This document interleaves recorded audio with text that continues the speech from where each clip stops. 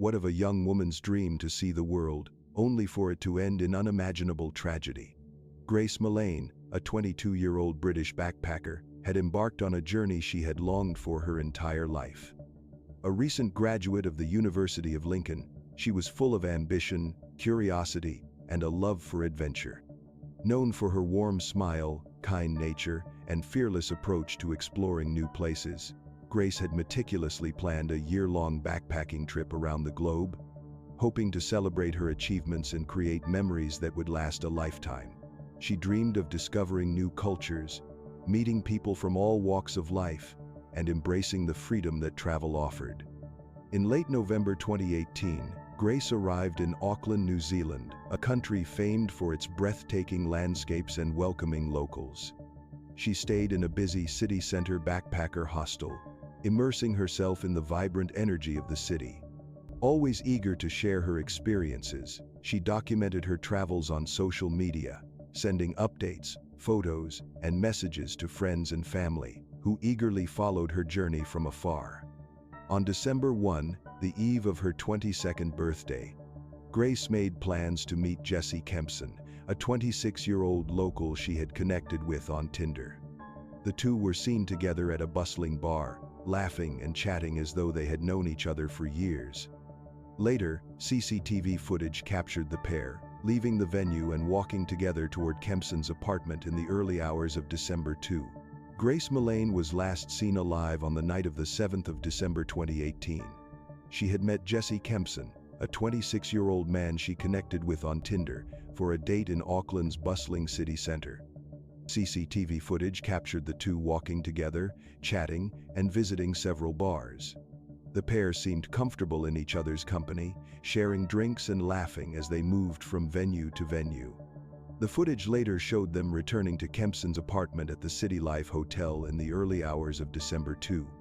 When Grace didn't respond to birthday messages from her family the following day, her parents immediately grew concerned. David Millane, Grace's father, described her as someone who was always in touch, particularly when traveling alone.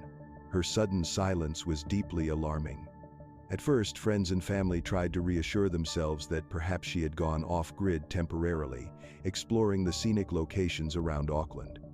However, as hours turned into days, their concerns escalated. Grace's father reached out to New Zealand authorities to report her, prompting the launch of a formal investigation.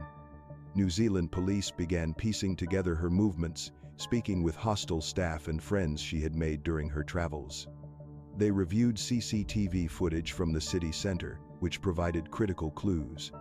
After identifying Jesse Kempson as the man Grace had last been seen with, police reached out to him for questioning. Tell us about Grace. So I was talking to Grace on Tinder. We'd matched on Friday. I saw that we'd matched the next day on Saturday. How did the evening pan out? Yeah, pretty good. I didn't initially know that she was real. Kempson initially cooperated with authorities, claiming he and Grace had parted ways amicably after their date. However, inconsistencies in his story, combined with his nervous demeanor, raised suspicions. Investigators delved deeper, uncovering unsettling evidence that suggested something far more sinister had occurred. On the 8th of December 2018, exactly 1 week after Grace's disappearance, police made a grim discovery. Following a detailed search of the Way to Care Ranges, a remote and rugged area on the outskirts of Auckland, officers found Grace's body. She had been placed inside a suitcase and buried in a shallow grave. The discovery confirmed the worst fears of her family and friends and sent shockwaves through New Zealand. The autopsy revealed that Grace had died from strangulation. Her injuries were consistent with a prolonged and forceful act, contradicting Kempson's later claim that her death was accidental. Forensic evidence found in Kempson's apartment further implicated him in the crime. Investigators uncovered blood traces in the room and confirmed that Kempson had purchased cleaning supplies in a suitcase shortly after Grace's death. The chilling timeline of events became clearer as investigators examined Kempson's movements in the days following Grace's murder.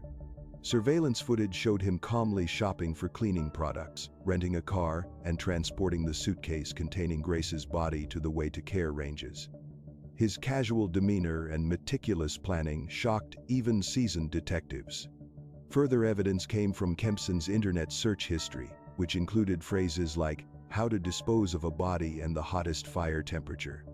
He had also searched for pornography and continued to use Tinder to arrange dates with other women, even after Grace's death. These actions painted a picture of a man who showed no remorse or empathy for his victim.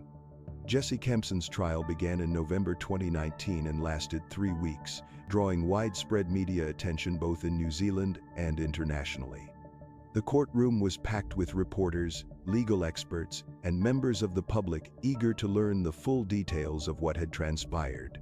The prosecution argued that Kempson had deliberately strangled Grace during their encounter and then attempted to cover up his crime in a calculated manner.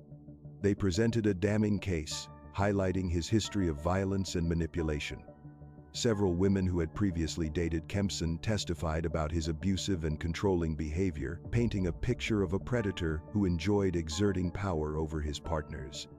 Video recordings from December 1 and 2 showed Kempson and Grace together during their date and later entering his apartment. Crucially, there was no footage of Grace ever leaving the building. Kempson's search history revealed his sinister intentions. His searches included phrases related to body disposal and decomposition. Blood traces matching Grace's DNA were found in Kempson's apartment, and fibers from the suitcase were consistent with those discovered at the crime scene. Women who had interacted with Kempson described his disturbing behavior. One witness recounted how he had pressured her into rough sexual acts, similar to the claims he made about his encounter with Grace. So the first woman we heard from had also met the accused on Tinder. When they were messaging, she had actually told him that she was into rough sex and being choked. They did meet up for sex at his apartment, and she told the court that the man did in fact choke her with one of his hands around her neck. She said her breath was restricted a bit, but it was the right amount of pressure, and the key here is it was consensual. We heard from another woman who had also been messaging the man on Tinder but had never actually met him in person. She told the jury that he had told her that he'd expressed an interest in some of his sexual interests. They included feet, dominating, and strangulation. He had actually messaged her or called her on the 3rd or 4th of December, so this is after Ms. Millane had died, and the woman told the court that he'd wanted to go out on a date with her and was trying to arrange that, but she said she wasn't keen because of what he had told her previously. The defense argued that Grace Millane's death was a tragic accident during consensual sexual activity. They claimed that Jesse Kempson panicked and made poor decisions afterward, but insisted he had no intention of killing her. The jury, however, rejected this narrative. The prosecution presented overwhelming evidence of Kempson's premeditation and deliberate attempts to cover up the crime. They highlighted his cold and calculated actions in the aftermath, emphasizing that his behavior reflected self-preservation rather than guilt or remorse. Witnesses, CCTV footage, and forensic evidence all painted a chilling picture of a man who had meticulously tried to erase his crime. After just 5 hours of deliberation, the jury delivered a unanimous verdict: Jesse Kempson was guilty of murder. In February 2020, he was sentenced to life imprisonment with a minimum non-parole period of 17 years. Justice Simon Moore, who presided over the case, described Kempson's actions as depraved and brutal, and acknowledged the profound impact on Grace's family, who had been robbed of a bright, promising young life. Kempson maintained his innocence throughout the trial and sentencing, showing little emotion or remorse. His lack of accountability fueled public outrage, prompting calls for harsher penalties for violent offenders. Grace's murder deeply affected New Zealand, with vigils held nationwide in her memory. Prime Minister Jacinda Ardern expressed sorrow, stating, "Your daughter should have been safe here." This tragedy underscored the urgent need for safer spaces for women and action to prevent violence. Grace's story continues to inspire change, reminding us of the importance of empathy, vigilance, and justice. What do you think could be done to make travel safer for women? Share your thoughts and opinions in the comments below.